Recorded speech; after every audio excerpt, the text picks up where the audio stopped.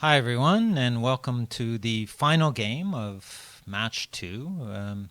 We're at double match point. After a few near death experiences, Black has been able to come back from being down 6 love to 7 and has tied it up. And so we're at 6-6, DMP, right? Double match point. And basically, you're playing for 1 point. Gammons don't matter. So generally speaking, you're playing what we say is a very pure game. You're not worried about, being gammon, so you're not worried about necessarily leaving blots. You're not. You're looking at really trying to play a pure positional game where you can make points and run cleanly and be flexible, right? Within reason, of course. You don't want to take huge unnecessary risks. If you take a risk, it should be, for a reason. But in any case, this in DMP particularly, right? The theme of this channel is fearless backgammon, right? And so, you should be playing a double match point with a great deal less fear, right? Less fear of being hit. Again, no gammon, so no fear of being gammon, that kind of thing. And playing with the, using the odds, of course, but not being afraid to make the big plays that are necessary because, they might work out and you don't have to worry about losing 2 points or 4 points with the doubling cube, that kind of thing. So anyways, you're in for a very exciting game and kind of a game that illustrates just how backgammon can go from the heights to the lows to the heights again and the lows again and back and forth. And this is a great game to illustrate just why we love this game so much. So enjoy and leave some comments and impressions if you can on the comment board. Thanks very much and happy holiday seasons greetings, right? Enjoy. Okay, the score is 6-6. It's double match point, and here we go with Black getting the first roll. And in this case, he plays 2 down, which is slightly unusual. This is more of a gammon go kind of opening. And it's more common just to split with the back checkers, right? It's not a big mistake or anything, but kind of the wrong idea at double match point. It's better just to split your back checkers. Okay, white rolls a 5-2 and also seems to be not quite the right idea. XG just prefers to split to bring 2 down from the midpoint. But again, I mean, this is interesting as well, just on stacking the 6 point again. This is because of double match point. It's also possibly duplicates 3s. So Black rolls 4-3 or 3-1.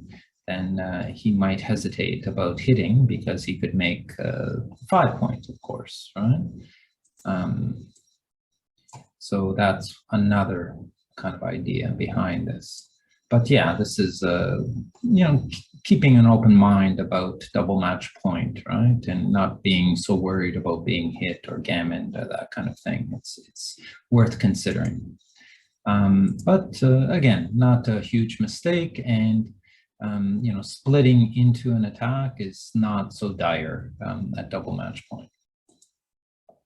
Black does hit with a 5-3. And white enters and comes out. Black does the double hit. Makes sense, especially since he has a stronger home board. He could finish this game in a hurry, right? And white enters with 1 checker. Black covers and puts the second checker up again and continuing his blitz. And white is happy to enter both checkers. So there's a chance of survival here. And indeed, black is not able to really continue the blitz for now. At least he consolidates a 4-point home board and then splits his back checker. XG does suggest that splitting with a 3 might be better. Just black has to get those back checkers moving, and a 3 does that better than just playing 24 to 23. But it is kind of understandable, right? You generally like to have the spare checker on your 6-point, right? As opposed to having a spare checker on your 8-point. But the question is, getting these checkers moving, and the 3 does that somewhat better. But again, not really a big difference here.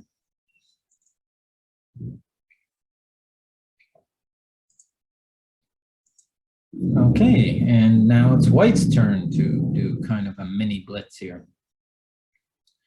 And at least now the race is a little bit closer too. Okay, black enters a little uncomfortably. Black would probably prefer not to continue a blitz because his ammunition's not super here, but not a lot to pursue the blitz with. But yeah, it is the right idea to hit here. Black has the stronger home board. And white enters with an amazing double 4, and the tables have turned, at least for now.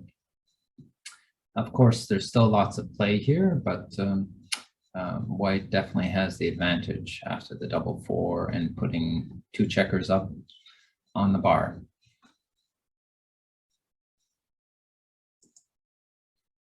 Black is able to anchor with one of the checkers, so he's happy about that. And now the 5-3. XG just prefers safetying the back checker. But you can see that there's a lot of possible choices here. This move, for example, leaves 3 blots, but perhaps is better at aiming to fill the 5-point, right? Okay, so there are a number of choices. White just decides to clear. One of the rationales about leaving this checker behind on the 21-point is that black might, in some cases, be forced to break this point with an awkward roll. And in that case, this checker might be able to catch it, but perhaps that's not so important. Maybe it's more important to just get that back checker moving. But in any case, not a big mistake. Again, white wants to aim at making either the 7 or the 5-point with this move. And black enters and hits. Quite a nice roll. And white can't enter with a double 6. He'd love to be able to play this roll, but now he can't. Okay, so again, the tables have turned, and black has a bit of an advantage. He'd love a 4 here to make the 5-point board, or a double 2 would be even better, but he rolls a 6-1, and he correctly just moves the checker out into the outfield to make that point. He's got to get those back checkers moving, right? He's running out of moves. His midpoint is stripped, so white is able to hit, and then there are a couple options in terms of the 3. One is just bringing a checker out to the bar point. Does give white some nice 6s from the bar, but it does seem to make sense. Again, you really want to make that 5-point, right? This is a key point for white to make in terms of bringing this game home. So That's why bringing 13-10 down makes a lot of sense.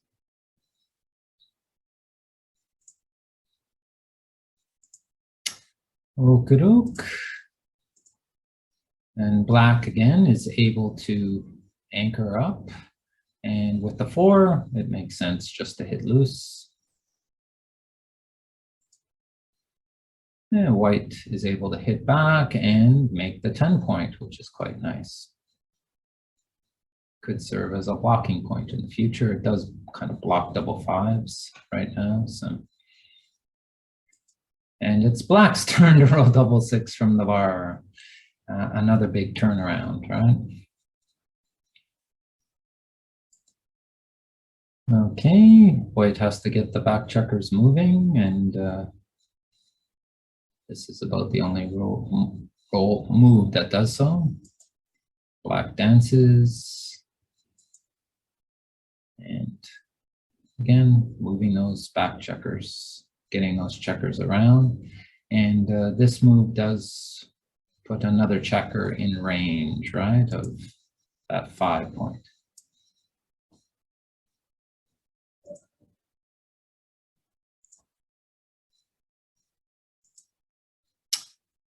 Black dances again. And double 3s, not as useful as white would like, but he is priming the 2 back checkers, right? A little better now. These guys are looking a little stuck.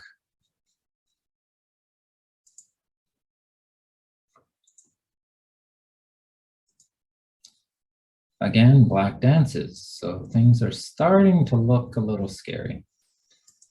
And bingo, white's able to make that crucial 5 point. Now it's quite a decent advantage, but black is still in the game because of that 2 point anchor. Black dances again. 3-2, yeah, nothing to do but just run, right? Another dance. That's how many dances in a row? 6 dances in a row. It's looking a bit scary for black here. 5-4. It is interesting. There's a couple other alternatives. One of them is just to clear the 10 point. Right? Interesting. But there's still a little ways to go with this back checker. So don't take it for granted that white is going to be able to bring him home safely. He's got some hurdles to jump here, including this one that aims here. So not a great landing spot for white if he is able to come around. So it's better to just bring the checker home. Yeah.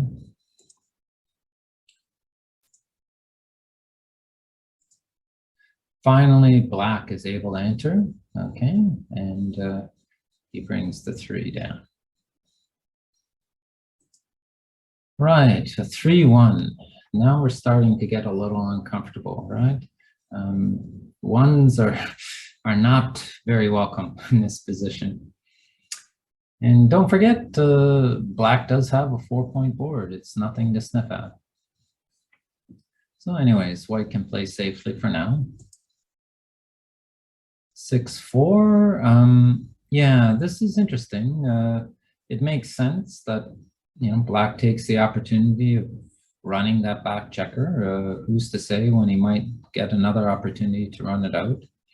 But XG does kind of like this as well. The idea of just slotting the 4 point and getting ready to make it if possible. If black is going to contain a hit white checker, then you really need to make that 4 point, especially since there's so many checkers, right, to bring round from the back. So XG seems to think that this has priority, but it is pretty close.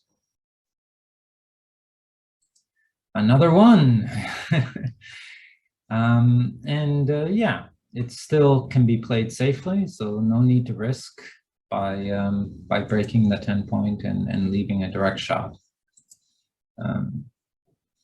So far, it's still within, the realm of possibility that white can bring home these last two remaining checkers. Okay, 3-2. Yeah, that's fine. Just bringing a checker down again, trying to aim at the 4-point. And 5-2. Yeah, now we're starting to really have to consider what the best strategy is at this point. And white chooses to continue to play safe. Okay. And bury a couple checkers. And of course, it does mean that white has no more spares left on his high points, including the outfield point, right? Which is one warning sign. And so interestingly, XG says now's the time to break it. And interestingly, also, XG says let's just clear the 10-point completely and give black 6s and a 5-1, which is kind of unexpected. But I guess one of the ideas is that if black hits, then white does have some return shots, okay? He's got some spares on the 6, 5, and 3 points. And there are two open, right? There are two open points in black's home board. So there are some return shots, 4, 3, 4, 1, 4, 4, of course, 2, 1, 2, 2, 2, 3, 2, 4, all right? So a good number of return shots to hit loose on a 5-point board. So XG says maybe this is the time to take a risk. Okay, this is sort of part of that pay now or pay later kind of philosophy, and you have to decide, right? Is your situation going to really deteriorate potentially next move, and your opponent's position is going to get better next move potentially?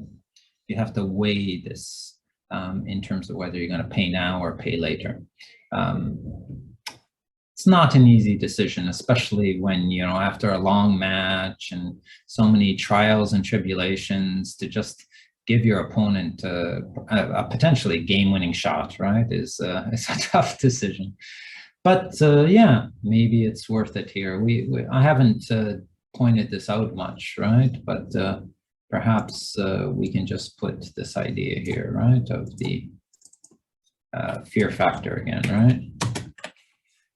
This is one, remember, this is one of the themes of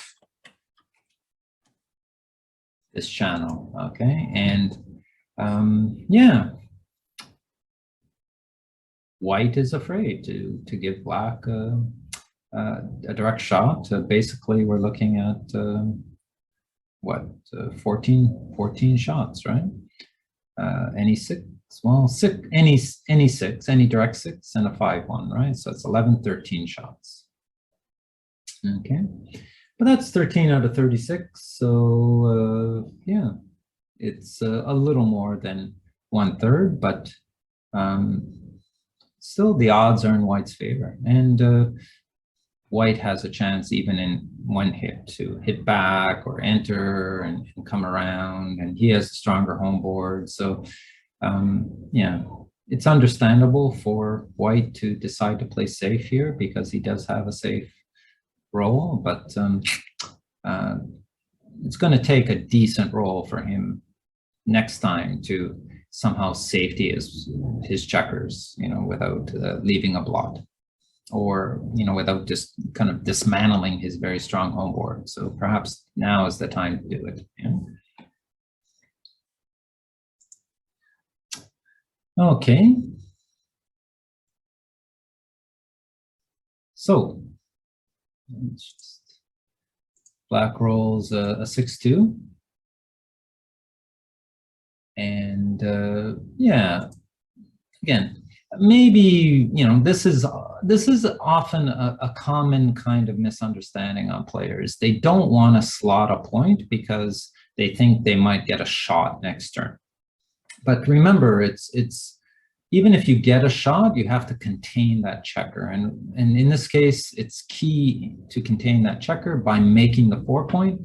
So whether or not you get a shot, making efforts to build that 4-point. It's really crucial in terms of winning the game. Okay, especially with checkers, you have to bring all the way around the board.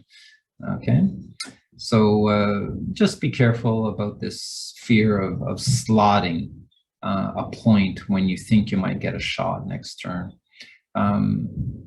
especially at DMP. You don't have to worry about it so much, right?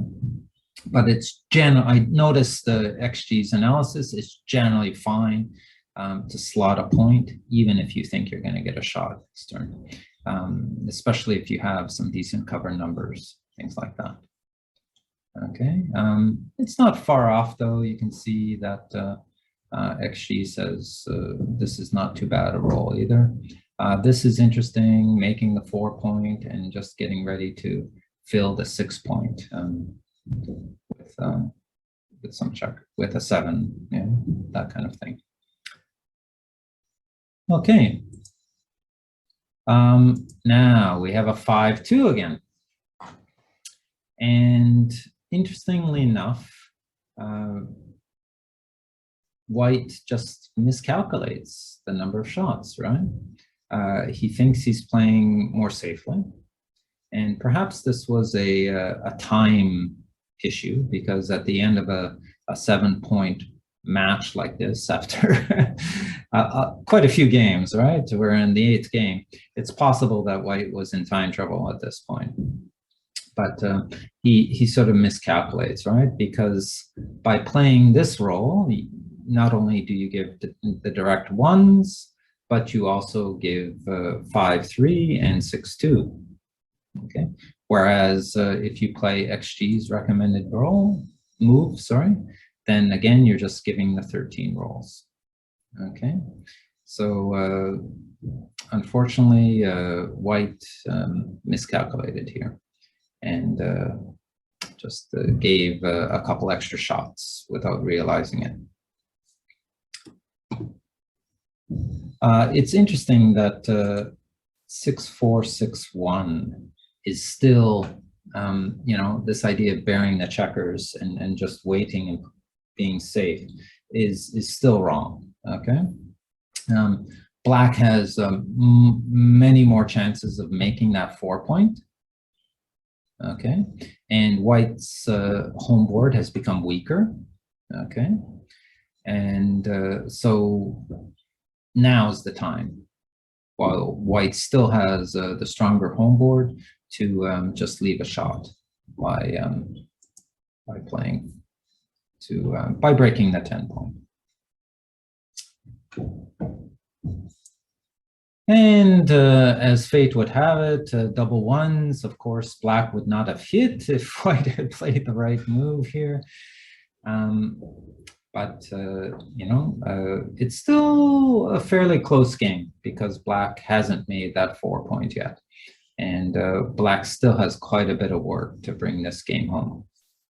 So he hits, and interestingly enough, XG prefers making the 7-point, possibly in terms of like blocking certain numbers. Imagine how like 4-3 plays, right? If White comes in with a 4-3, that's leaves a blot, right, in the home board. So 4-3, you're going to have to break the 6-point or the 4-point. And leave another blot, and then White's really in trouble. So this is a sort of an interesting idea, right? Is Black is thinking, of course, of just bringing another builder in to make the 4-point and kind of minimize the number of shots. But it's interesting, blocking. It's part of the containment idea, right? And Black will have reasonable coverage once, after he hits the blot, reasonable outfield coverage of this area if White is able to jump out. Okay, so that's another factor.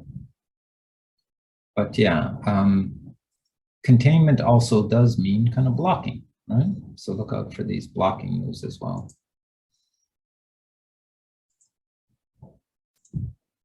Okay, white enters, and of course he has to enter high because fours don't play very well, playing 2-4. And so now this is interesting, right? Huge blunder by black. And basically, this comes down to our theme again, okay? Which is the fear factor.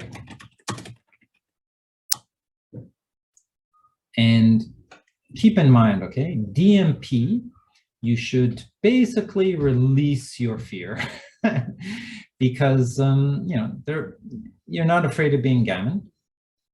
You need to win the game. And like I said before, black really needs to make the 4-point in order to contain white's checker. Because these checkers, okay, these checkers have a long way to go. And if you don't make the 4-point, then white has greater chances of entering and jumping out multiple times, okay? So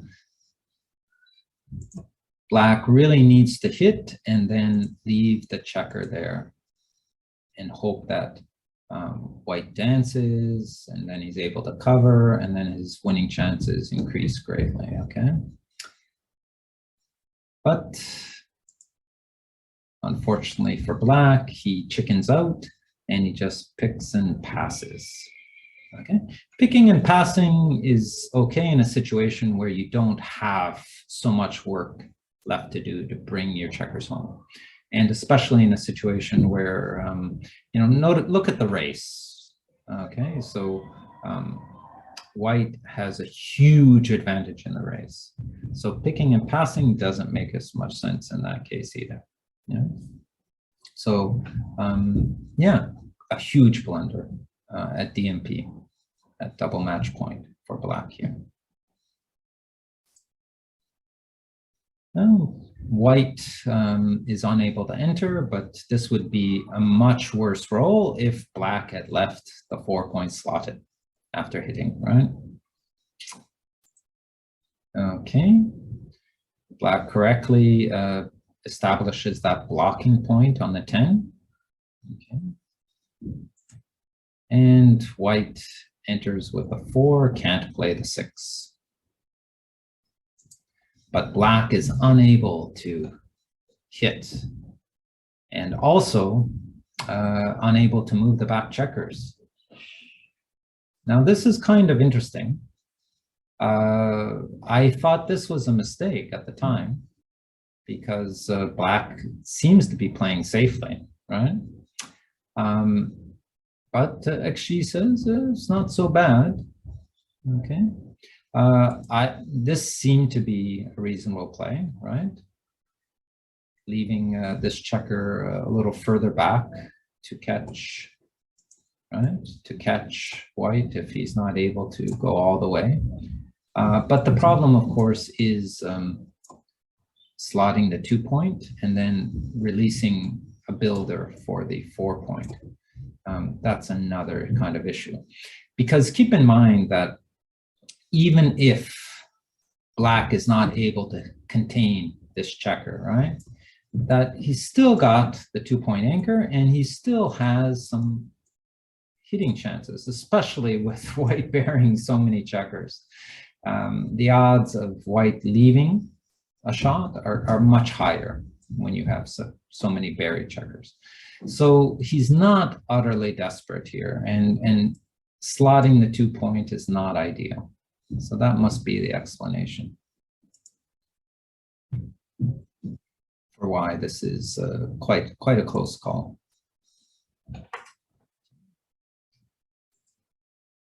Okay, white runs out and black hits, and even more crucially, black is able to run a back checker, right? And do some more outfield coverage and start to get these checkers moving. It's quite important. And black rolls another double six. Wow, yeah, I could really use those. Okay, and again, the tables have turned. It looks like black is starting to really move towards, it's not so advantageous yet because white's home board is so strong, but if black is able to make the 4-point, it's going to make a huge difference. And bingo, there it is. He does, finally. And white comes in with a 2, and hallelujah, he's able to roll the 1 and hit loose. It's, you know, it's not over yet, but this is a key roll, right? Putting black up against a 5-point board, even though black has his own 5-point board. And black dances.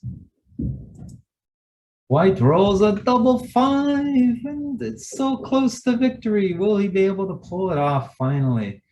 You know, if he can avoid the 2 here, then there's some really good chances of winning this now. And black dances.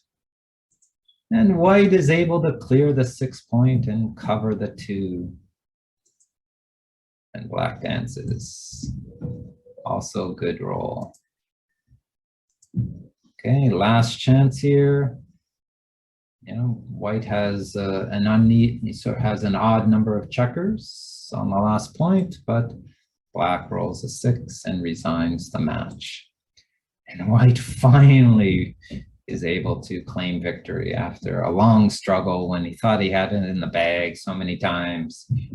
So I hope you like that. That was quite an exciting DMP, so many backs and forths, but again, you know, that crucial mistake that black made, right? I mean, both players made big mistakes, but this one right here was probably the key one, was the pick and pass. Okay, and you saw that white was able to use that to a certain extent to come in. It's true that black was eventually able to make the 4-point, but you know, it would have been better if he'd made it earlier, right? But also white had something to learn, right? In terms of you know, pay now or pay later. He made a mistake here, and then he made a miscalculation here. Really silly. So really need to focus even at the end of a long match. Yeah. Okay, so that's the end of match 2. I hope you enjoyed the whole match. Hope you enjoyed this episode, but you know, it is amazing to be able to come back, you know, to watch such a comeback and think the tide has turned, and black seemed to have the game in the bag and white seemed to have the game in the bag so many times in this last game. But that's backgammon, and that's why we love it. Yeah. So feel free to leave any comments or suggestions or insights from this game or from the match, and looking for, you know, again, season's greetings, and looking forward to starting match 3 in the new year, and hoping you can follow along. Thanks very much.